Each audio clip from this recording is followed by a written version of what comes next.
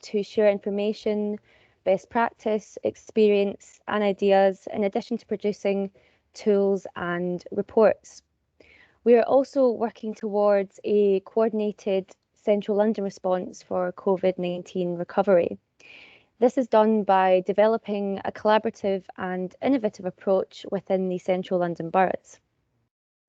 So over the past year, this group has released reports such as the lived experience of our streets by consultants Numa Architects with Momentum Transport and Centric Lab. This report examines 4 diverse London's streetscape typologies, the problems they currently face, and practical visionary recommendations to enhance their use to better accommodate current as well as future potential users.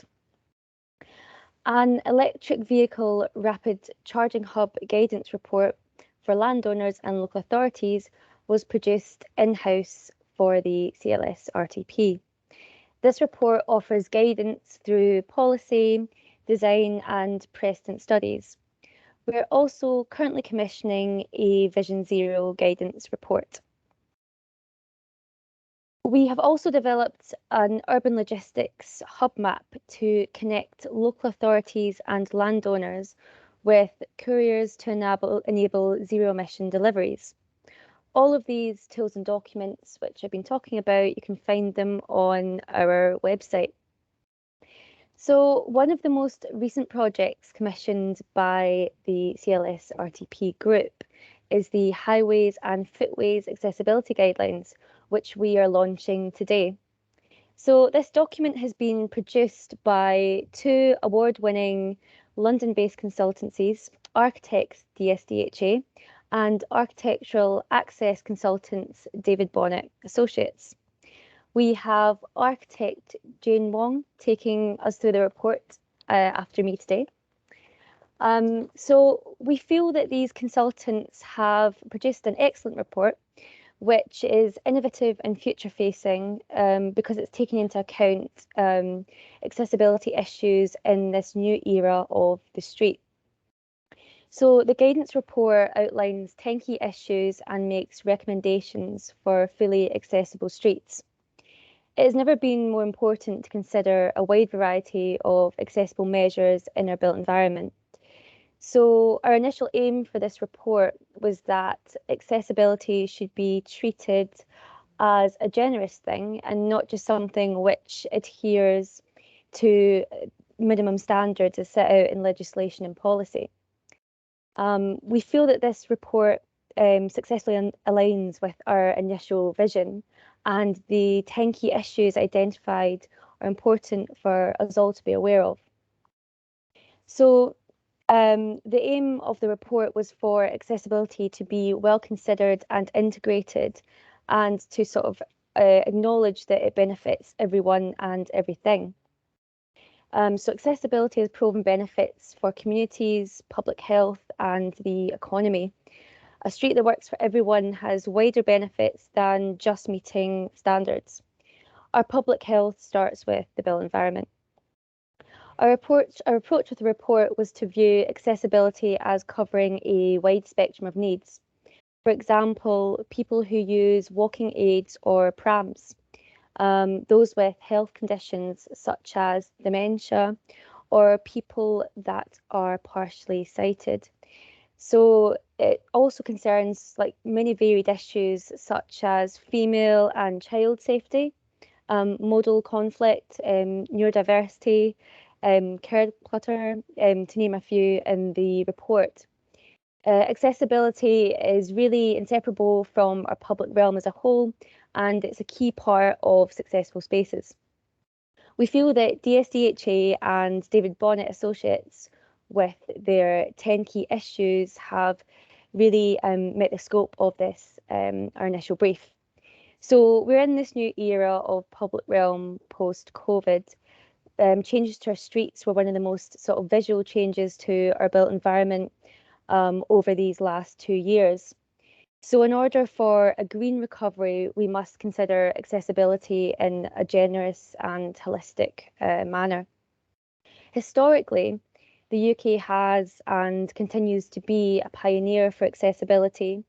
So founding the Paralympic Games in 1948 and prohibiting pavement parking in London as early as 1974. So taking into account the UK's historical and current accessibility ambitions, this report also supports the wider UK plan for more active travel with accessibility as an important and essential element of that. The report also reflects the Mayor of London's commitments to accessibility through strategies such as Inclusive London, Vision Zero, Healthy Streets, and London's Green Economic Recovery. So now I will hand over to architect Jane Wong from DSDHA. So yeah, over to you, Jane. Thank you.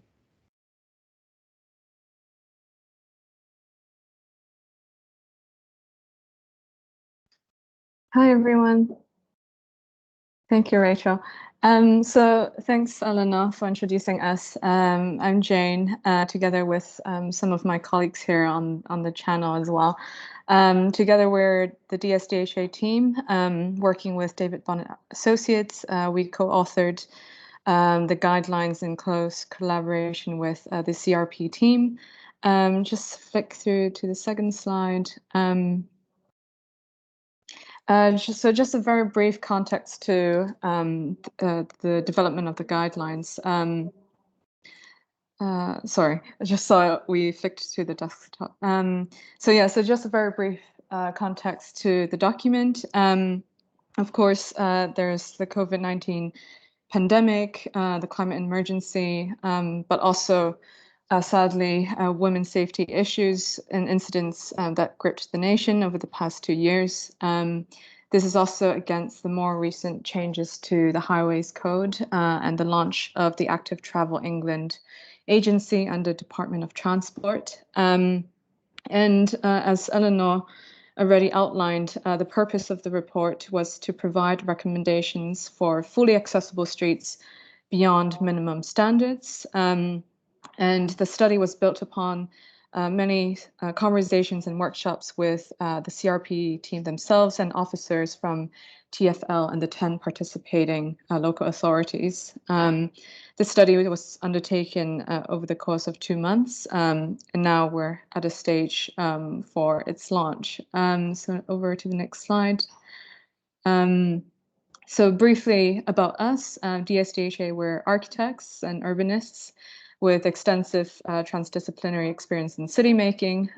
We work closely with David Bonnet Associates on several projects, who are an architecture inclusive design and access consultancy. Over to the next slide. So the study is organized around 10 emerging issues, and these issues came out of these conversations with officers to identify either pertinent, emerging, or some historic issues that are still present today. And they go from the more general and global issues, so such as modal conflict, 24-hour strategy, so addressing the disparity between day and nighttime, female safety, child-friendly spaces, and designing for neurodiversity.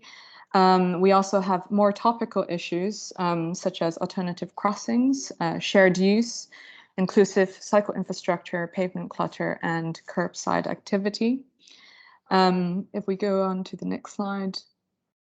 So this guidance is not intended to be to provide technical guidelines per se. The goal of this document was to provide a strategic guidance.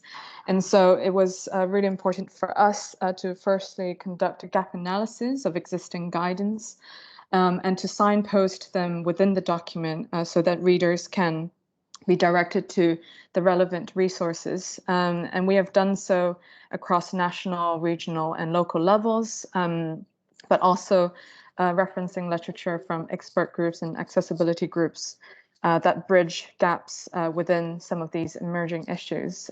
So all of these are available within the document for further reading. If we move on to the next slide. So each of these 10 issues are analyzed through the prism of TfL's streetscape typologies, which are categorized in reference to different degrees of movement and place. We have also identified a spectrum of streetscape user groups covering all levels of mobility and also highlighting especially neglected or vulnerable groups. So each of these inform the 10 issues and how some special considerations should be made for some of these groups. If we move on to the next. Because of time, we're not going into these 10 issues in detail, but as an example, alternative crossings, we unpack each issue with an overview and key definitions. Especially for some of these issues, we have sort of demystified some of the terminologies that are used differently in different contexts. We then highlight the key issues within the theme. So in the case of alternative crossings, we address colorful crossings, synchronized crossings, and Copenhagen crossings, and then cross-referencing these to case studies, which provide more context with reference to a set of criteria from safety, inclusivity, comfort to legibility, attractiveness, and directness. And lastly, we provide a summary of key recommendations within that green highlighted box, which are then consolidated later on in the document as recommendations for across these issues. So if we move on to the next slide, thank you, Rachel. As all of you on the call are well aware of, these issues are intersectional and they can't be addressed or analyzed in isolation from one another. And so the sort of takeaways are also shared across many of these issues. We have categorized them under 4 themes. So under data harnessing and analysis, we highlight some of these emerging accessibility tools that are being developed by some local authorities, but also sources of crowd-sourced data that are available that officers can consult with. For under consultation tools, we highlight some of the tools that address underrepresented groups, but also more and more popular online platforms such as Commonplace. Whilst we are not providing technical guidance, we do summarize a series of simple principles that can be applied at planning and design stages for these issues. And lastly, a series of recommended pledges that can help raise public awareness and help planners and designers to design beyond the minimum standards. So the next slide. We have provided a place-pace analysis tool. This allows planners, designers, but also users on the ground to understand their contexts more comprehensively, and that this tool works clockwise. So firstly, understanding a site in reference to the city network, and then locally what the temporal activities are, and then down to the individual experience, so the user behavior on the ground. And next slide. We have summarized the key considerations and key recommendations that are consolidated from the 10 issues. So the biggest headline that for us is that every site is different, and so be it strategic or design approaches, they all must be site specific. We're all aware that conditions of highways and footways change over the course of the day and year, but this makes site analysis really critical, especially beyond office hours. So what happens on the ground after 6 p.m. New road typologies and pilot schemes can be confusing. This is the case for some of the COVID-19 schemes, and consultation and safety audits in these scenarios are really critical to ensure that the designs are inclusive. Safety and accessibility issues are sometimes not obvious in desktop site analysis.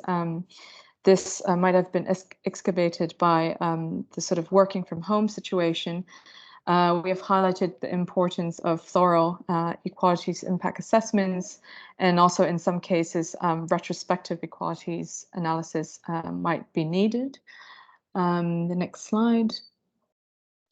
We've also uncovered throughout conversations with officers that local knowledge of context is fundamental to schemes. And this are cross-departmental knowledge sharing, so between parks teams and highways teams, but also in some cases with the Met Police to really find site-specific design solutions that address localized problems. Flexibility is important in every scheme, and we have seen the rise of more and more hybrid solutions and time strategies, which cater to the different operational requirements of each site. Phased project delivery is also important to ease behavioral transitions. Physical infrastructure is inseparable to maintenance, management, and monitoring, and especially for complex schemes, partnerships with stakeholders should be considered. And lastly, guidance is not readily available for these emerging issues, so it is vital that local authorities share this knowledge, and the CRP is doing an incredible job in creating this platform for officers to do this. So next slide. All of these recommendations are also categorized under project stages. So from strategic planning to consultation to design and delivery and post-occupancy. So depending on where you are in your projects, hopefully this gives you a good basis for seeking out further guidance and resourcing. So yeah, on that note, I think we've arrived to the end of the presentation. Thank you. Thank you very much, Jane. Yeah, we're really pleased to be launching the study with you today, especially kind of the takeaways around accessibility. And I think that consultation tool will be really useful for people on this call as well. Yeah, so just in the interest of time, I'm going to pass over to CRP partner, bid partner Better Bankside's Jamie Eagles to talk about the Green Logistics Centre. So over to you, Jamie. Hello, good afternoon, everyone. Right, so I'm Jamie Eagles. I'm Director of Place. I recently joined Better Bankside just before Christmas, and I wanted to talk to you this afternoon just a bit about one of our projects, the Green Logistics Hub. Okay, if you could go to the next slide. Just quickly, a little bit about Better Bankside. Apologies for the small map. Just in case people aren't aware, we're a business improvement district. We were established 2005.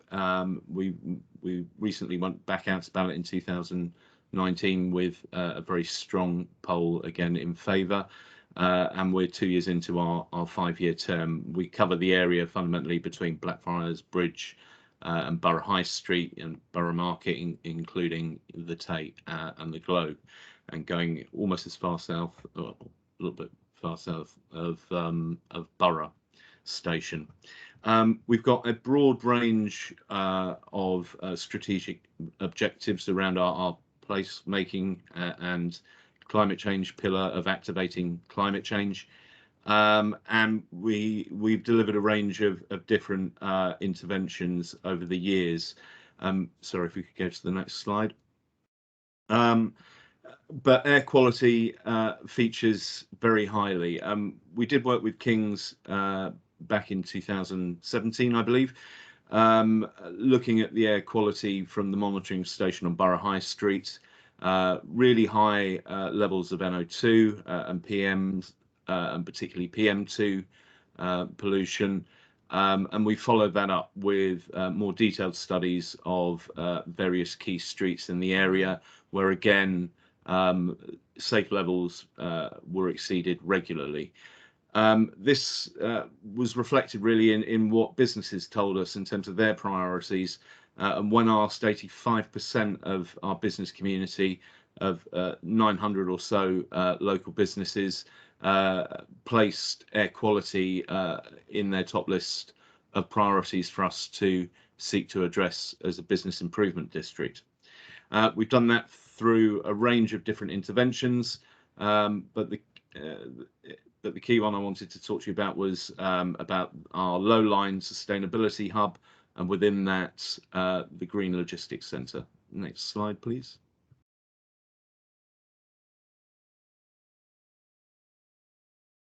Okay, so this is a cross-section of our sustainability hub at Ewer Street.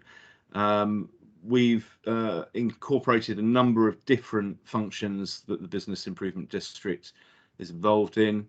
That includes locating our cleansing team, who operate 100% EV vehicles, keeping the area spotless. We've got our secure cycle parking hub at the front, and that's responding to our role in promoting sustainable transport, and particularly cycling, often to businesses that don't have on-site sharing facilities or sufficient space for employees to park and keep their bikes. And there's a real issue with cycle theft that we're addressing with partners, and this is part of that, and one of the barriers we're seeking to overcome. It includes a multifunctional space at the back that we're in talks with various partners around different activities that can be run from that that are interactive. But that sort of Nissan hut thing you see at the top there is the sustainability, is the green logistics element of the building. If you could move on to the next slide, please. We're just about to commence a pilot, initially of 6 months, and the objective is to make an impact on PM2 and NO2 emissions. And the method of doing this is really seeking to test drive an alternate model of local consolidation combined with the use of cycle couriers for last mile logistics, working collaboratively with our local businesses. And part of the objective here is around reducing the frequency of deliveries, but really trying to move away from a just-in-time delivery model to scheduled deliveries of regularly used goods and materials that are required by our businesses and which generate a very high number of van traffic and a lot of that diesel, despite the gradual move over to EV. So the concept of it is that we provide a facility where we can take bulk deliveries. Businesses, particularly those with constrained premises, are able to bulk purchase materials and work collaboratively across a number of businesses for things like, for example, blue paper for F&B and hospitality sector, who might regularly require deliveries in relatively small quantities, and that ends up being yet another van journey into the area. And a major issue with that, particularly around the growth of our business community, we've got some fantastic new developments that are now online, including Borough Yards, and we've got some big developments on the way with additional footprints of both office, retail, and hospitality and F&B. And then fundamentally, they're able to have their bulk deliveries delivered to the centre and then call off from that using an online platform through scheduled deliveries, which will then be delivered by cargo bike to their premises. We are just finalising contractual arrangements with Zedify for the initial pilot. I think the thing I would say is we anticipate that this is not a financially viable model as it currently stands. Part of what we're attempting to do here is to really innovate in terms of how local logistics operates, and that last mile logistics can operate, and really seek to discover the pros and cons of this approach and move the sector forward. I think we've got a great kind of cluster of green businesses in Bankside, including a lot of innovative green logistics operators, and we'll be continuing to work with them around actually working out what the sweet point might be where this becomes a viable model that the market can take on and grow. Okay. Next slide, please. Finally, I just wanted to run through some of the pilot activity that's included within it. We're initially starting very small. It's not a huge storage area, although we have overspill capacity if it becomes very popular and oversubscribed. We're providing the service free initially, but we'll be looking at a kind of a subsidized model for a potential forward strategy, depending on the performance of the first 6 months. That includes our own offices, where we've got an awful lot of stuff that we need to give out, but often don't need it very regularly and can schedule that in. But as well as ourselves, we have an engineering firm, a public house, a market stall at Borough Markets, and we're also working with our waste and recycling contractors, Paper Round, to develop a pilot around the circular economy of stationery products. So typically paper, but also a range of other products like pens that can be refilled and then sold back to local businesses. And I think this is a really good story in terms of walking the walk about the closed loop. So yes, we've got the EV vehicles collecting waste, we're removing that and reprocessing it, but reprocessing that into a high value product that we then sell back to local businesses, and what better way to deliver it than via the Green Logistics Centre. So we'll see how that goes. That will form part of this pilot. We're also, interestingly, in talks with a local construction company that's working on a large development around incorporating construction supply chain deliveries. Now, we're not going for the large, bulky kind of building materials within the construction process, and very much this will be designed to work with a key tertiary contractor within the development at the fit out stage. And the purpose of this is, again, to remove small white van movements, of which there are a plentiful amount associated with construction, and be able to use the facility to call upon commonly used components. So, for example, we've been discussing the viability of doing this with electrical contractors, where there are standard products. They're not bulky, but they take time. And they generate congestion and emissions locally in streets that we want to keep clear and of high quality. So, final slide, please. Just quickly, in terms of the timeline, we're looking at a launch of the 4th of April for the pilot. We're doing an interim evaluation in June, and then there'll be a final evaluation and forward strategy, and we'd be happy to share the outcome of our activity. So that's it from me. Thank you very much, Jamie. Yeah, really interesting to hear about your work in deliveries and servicing. I know there's quite a few questions and queries in the chat. Obviously, all towards better air quality and improving London's pollution, which is amazing and aligns with lots of our projects as well.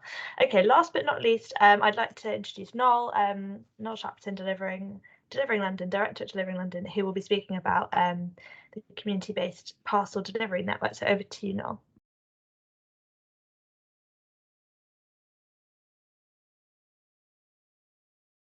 Oh, sorry, Noel, you're on mute. Sorry. Okay, I'm all done. Yeah, so thanks everybody. Thanks, Rachel. Thanks for hanging on for my speech at the end. So yeah, just quickly to introduce Delivering London. Our objective is to launch a community-based parcel delivery network service across an initial couple of launch boroughs and then into the rest of London. So next slide.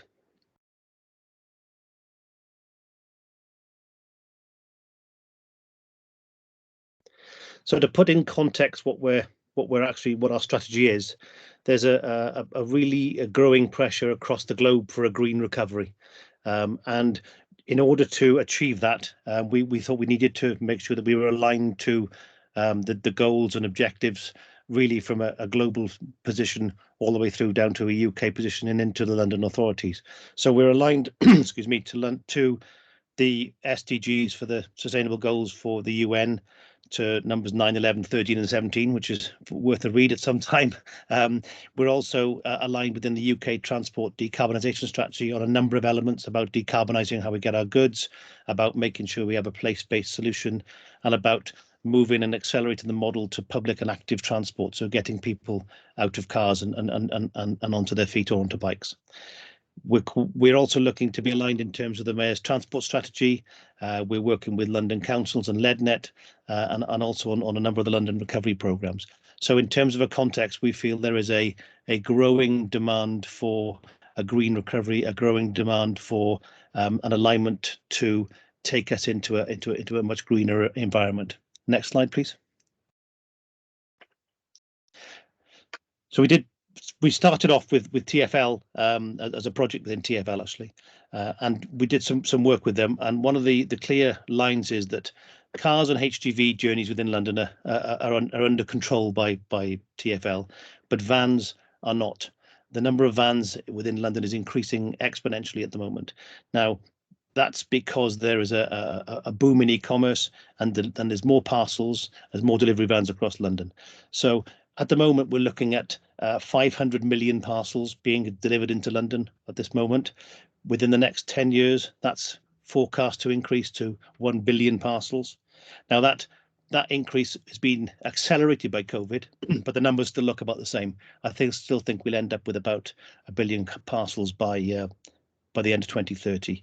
Now, to deliver that parcel number in the format that we currently have, it'll take about 20,000 extra parcel delivery vans in London alone, and they'll drive something like 360 million kilometres per annum extra within London. So not only will we suffer from an emissions issue because those vans are still not anywhere near electric, but we also suffer from congestion because the number of vans will just clog up the streets. So we do have a network in place to a degree now. It's very fragmented and it's very disconnected. We've got some pickup drop-off shops with some of the major carriers. You'll see some lockers appearing with InPost and Amazon across the city, but they're all very much closed networks. You can only receive an Amazon parcel from an Amazon locker. You can only pick up an InPost from an InPost locker, a number of retailers. It's all very closed and very fragmented. So, and if we don't do something about that, then what's going to happen is that the number of people living in London with illegal levels of emissions is going to boom. We've got 2 million plus people now. We need to do something about it. Next slide, please.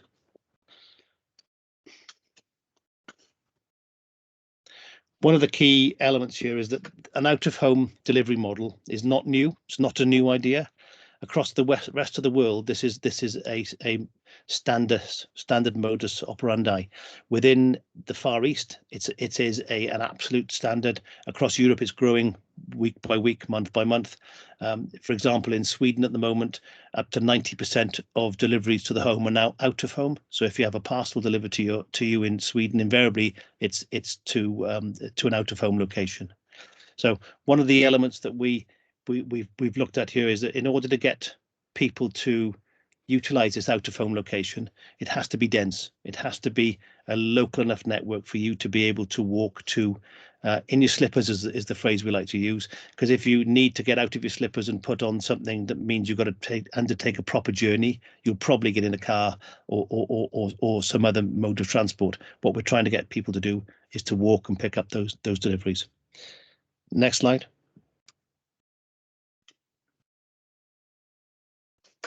So the scale of the project that we've got to look at is quite significant.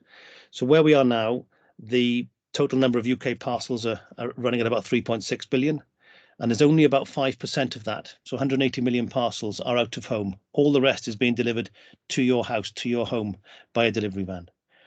By the time we get to 2030, the total number of UK parcels will be 6.4 billion. Now, if we're going to be able to control that growth and maintain the number of vans without seeing them grow, but be more efficient, then we need to take that UK out of home share up to 35%. We need to take 2.25 billion parcels to an out of home position to get that sustainability. Next slide. So we've undertaken quite a bit of consumer feedback. We had an initial study which we did with TfL and a number of industry players. So we had Hermes with the post office, Metapack, InPost, one of the locker suppliers. We had BCG, we had Quadient, a locker supplier across Europe, John Lewis Partnership. They all contributed to a study which we engaged with YouGov. We had some 1,400 people or 1,800 people and 1,400 responses to. We had a number of other contributors from the market, so people like Sainsbury's and Royal Mail and Asda and PayPoint. So we engaged across the market, and what came back to us was three very strong responses. They said, in order for this to work, one, it has to be smart, and by smart we mean it has to be an open network that allows anybody to connect to it, any carrier, any retailer, and any individual that wants to use it has to be able to use it easily. So it has to be a smart system to run it. It has to be hyper-local, which means that we don't want to walk. As humans, we are quite lazy, and 250 meters is about as far as we'll walk to go and get a parcel. Beyond that, we'll take some other transport, or we'll arrange some other process to get the parcel to us. So it's very, very critical that we get a hyper-local network. And also, to add to that, it has to be agnostic. It has to be an open network that anybody can deliver to, and anybody can collect from, and anybody can use. So one of the elements that also came clearly through was that there needs to be an awareness raised in terms of the greenness of the delivery. So if we have a delivery to the home, it needs to be identified as being an environmentally expensive delivery.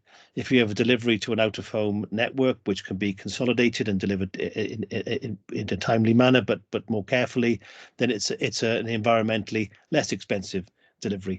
So we are working with the Energy Saving Trust to put in a green certification so that when you're at checkout, you can look at your purchase and say, okay, I want it tomorrow morning at 8 o'clock. I know it's going to be expensive environmentally, but I'm willing to deal with that. Or actually, I want to think about the environment here, and I'm willing to wait a day. Let's consolidate it and get it into a locker or an out of home location. Next slide. So in order to do what the consumers told us we should do, we need to look at putting locations everywhere, whether that's retail parks, high streets, community spaces, whether that's transport hubs, whether that's residential areas, whether that's universities, whether that's hospitals. We need to put them within 250 meters of where people are. So that the key message coming through here is it has to be dense, it has to be agnostic. Otherwise, people just won't use the network. Next slide. Importantly, what do these things look like? I've spoken about lockers and out of home. We all know what a shop looks like, where you can go and pick up your parcels from the local corner store. But a locker is an autonomous metal box, if you like, that knows when you arrive and when you turn up for your parcel. The parcel is delivered by a carrier. The carrier arrives, puts it into a locker door. When the locker door shuts, you get a notification to say your parcel is ready for collection. When you're ready, in your time, toodle on down, pick up your parcel. So as you can see here, what we're trying to do is put these lockers into various locations on the streets. We're working closely with a number of boroughs. So Lambeth is one, and as you can see, Lambeth have got some ideas as to what they'd like to put on the lockers, because we're not using these for in any form for advertising. We are talking to Legible London about utilising the ends of the lockers for some of the maps that you see coming up around the city at the moment, because of our TfL heritage. So what we're looking to do is to be able to take these lockers and make them fit within the streetscape. It's not a one, this particular locker is the one you're going to see. There may be a different one for Bankside, or to a different one for Brixton High Street, for different one for Outer Merton. So all of these options are there. You can make them fit as inconspicuously into the streetscape as possible. Something else to mention is that what we've also established is that they need to be movable in case they're in the wrong place. They need to be battery powered. They need to have Bluetooth technology, and the intention is that they are easily laid down. So it takes about 20 minutes to put them in place. They weigh about 350 kilos, but it's all in a concrete base, which you can't see. So they're very stable. You can't knock them over. The health and safety is good with them, and they are therefore, in terms of the impact they have on the environment, very, very low. Battery powered, Bluetooth technology, not attached to the floor, not screwed in, nailed in, not attached to the wall. They're freestanding technology. So that's what they look like. Next slide. What's most important is to establish what the environmental benefits could be from putting this network into London. So if we were to put it in, we would look to save the equivalent of 16,700 tons of CO2, the equivalent of 9 months of ULEZ emission savings. So it's a massive reduction in CO2. Now, that number is on the basis that we're not going to get that many electric vans within London. There will be electric vans, and that process will start to drive that number down, hopefully. But by utilising what we're talking about and maintaining the number of vans by taking the number of delivery locations down from the 3.5 million that we're currently dealing with to maybe 10,000 locations in London, then we mitigate that. But as I think someone mentioned earlier, even if you've got electric vehicles, you still have emissions. They still emit PM 2.5s for the brakes and the tyres, and there's still NOx issues. So again, less vans, less emissions, and one of the unsung benefits of this is the fewer van kilometres. If you look out of your windows now, I'm fairly certain that majority of you will see a delivery van passing your door, or they are there. So if we can mitigate the number of vans, if we can stop the increase in vans by taking this delivery to fewer locations and out of home, we're going to be saving something like 75.5 million kilometres of van driving in London, which is massive. The city streets hopefully will be no fuller than they are now, even with a doubling of the parcel volumes. Next slide. So we are working with Merton, Kingston and Lambeth currently. We're contracted up with Lambeth all signed. We're still waiting for the final signatures from Kingston and Merton, but we're looking at putting between 250 and 300 locations in each of those boroughs. Westminster are engaged, but they're probably waiting for phase 2 because it's a bit more tricky when you've got that much heritage around to find places for lockers. So Westminster are coming in later. We're talking to London councils, we're talking to South London Partnerships, West London Partnership, we're talking to LEDNet. The LEDNet, in fact, engaged in this as a project. So we want to make it sure that we're doing it right first. So we're going to start in a few boroughs, get it right, and then start to roll this out across the rest of London. Next slide, please.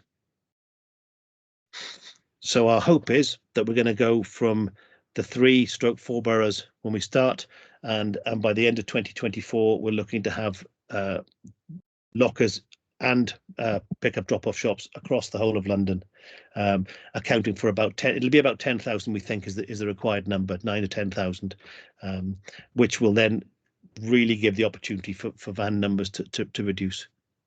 So the important thing to recognise here, or so next slide, sorry. The important thing to recognise here is that this needs an ecosystem to work. So we've got a number of London boroughs engaged and a number of London boroughs in the sidelines. We need the engagement for LEDNet, from London councils, for TfL to work with it. We need carriers. Most important, we're working with DPD as a launch carrier, and then PayPoint, who will provide some of the shop backup, and they will take us into Amazon Hub, DHL, FedEx, Yodel, eBay. So all of these people can work. We've also got an intent from ASOS. They want to be our launch retailer to start through. But fundamentally, any retailer that uses any of those carriers can use our lockers. It's an open network, and once they float up onto the map, if you like, when you as a consumer choose where you want your out-of-home location, that locker will appear at the end of your street. Next slide. Any questions? Thank you very much. Thank you very much, Noel. Yeah, I'm sorry, I'm aware we've gone slightly over, but I think it would be interesting to just take one question per speaker, just kind of a minute or 30-second answer if possible. So yeah, thank you all for your presentations. I'll come to you first, Eleanor. We've had a pre-asked question from the audience. How do you think London can be even more radical in terms of reshaping its streets to be fit for living with COVID? I think that it is about hierarchies, so sort of not trying to put certain modes at expense of everything else, but using the kind of triangle hierarchy method, which a lot of cities in the UK and Europe use, which is like getting priorities. So is your priority the car, or is it people, or is it businesses, and trying to work through that. Perfect, thank you. We'll go to Jane. We've had from the audience, will streets always have accessible space for deliveries to be made? More and more pedestrianisation has led to fewer vehicles being allowed in areas, which makes deliveries more dangerous than before. Well, I think Jamie and Noel spoke about this in really inspiring talks. But I guess firstly, it's always site specific. So delivery behavior or operational activity is always very different depending on what street you're on. And also, I think with pedestrianization, there might have been a sort of public misconception that there are blanket pedestrianization schemes where there are no dispensations or grey areas for flexibility. So I guess the important message is that all of these schemes should be tailored to the site-specific requirements, and that timed strategies can really negotiate between the different modes, as Eleanor alluded to. Perfect, thanks, Jane. And for Jamie, how do you monitor the positive impact that the hub is having on air quality and traffic congestion? Well, I saw the comment in the chat about the air quality sensors, and that's something that we've done as an ongoing monitoring in the area around our planted benches, where we kind of have range of vegetation, but have used those at different locations and move them around to actually monitor air quality. I think that the issue around the direct impact on air quality is going to be somewhat tangential through the initial pilot. One of the things we'll be looking at in terms of the forward strategy is to concentrate the business uptake within a single street. And we've been looking at options for that for a potential follow-on, so that we can look at direct localized emissions data. Whereas, if we have a spread of 4 or 5 businesses across an area as big as Bankside, it's not going to, in and of itself, dramatically decrease air quality. I think that the point and the outcome that we're aiming for within the project is to pilot a different and improved way of working and monitor how effective that is and how palatable it is for businesses that are currently operating in different ways. So it's a collaborative dialogue with business to see what works, and I think with the sector to pilot innovative approaches, which one hopes can then kind of lead to change in the way things are done, and it's that makes the direct impact on air quality. Perfect, thank you, Jamie. And finally, for Noel, how have you got around the problem of each carrier having their own labelling system? Have you created an open data labelling system? So a very quick answer for me. So each of the carriers integrate to our lockers software via an API technology, which means that the lockers are programmed to recognise and accept any carrier barcode label format that we integrate to, any number of carriers, local, small, any carrier that integrates to us, and it's just an API transfer. It's a very simple process. Can use the lockers. So even small businesses, which is something I probably need to add, small businesses can utilise the lockers to send parcels if they want to join in with the large internet revolution. A local SME can send from that locker as well as receive. Amazing, thank you. Yes, thanks to everyone for joining the session today. Any questions we didn't answer, we will be in touch tomorrow with those answers and our contact details as well. I'd also like to point you to our next session with ATCM and Bloomberg Associates. There'll be a link in the chat. We'll be looking at the end of February about the global response to COVID, developments in street space design, facilitating cycling, walking, social distancing, things like that. So please do join us if you're around for our second session. But thank you to our speakers and have a good rest of your afternoon, everyone. Thank you. Thank you. Bye. Bye-bye.